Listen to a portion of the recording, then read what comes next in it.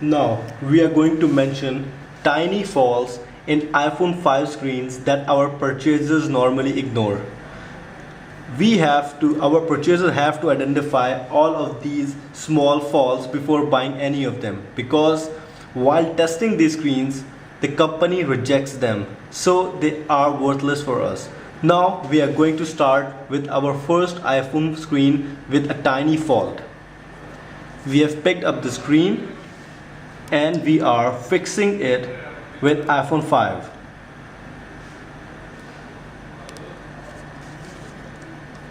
The screen is fixed. Now what we can see is that there are gray lines on top of the screen. You can see two gray lines on top of the screen. They are considered as minor faults and that purchasers normally ignore, but actually these screens are faulty screens and we need to avoid that. Now let's move to our second screen with tiny faults.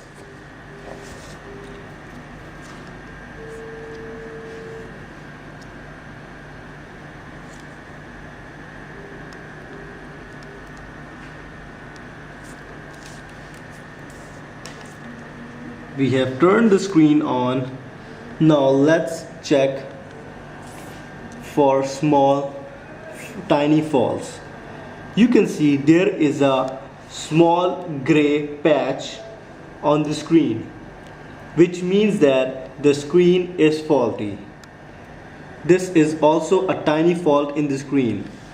Everything else is good, but there is a gray dot. Now we will move to our third iPhone 5 screen with a tiny fault. We have fixed the screen and now we are going to turn it on. Let's see what is the problem with this screen.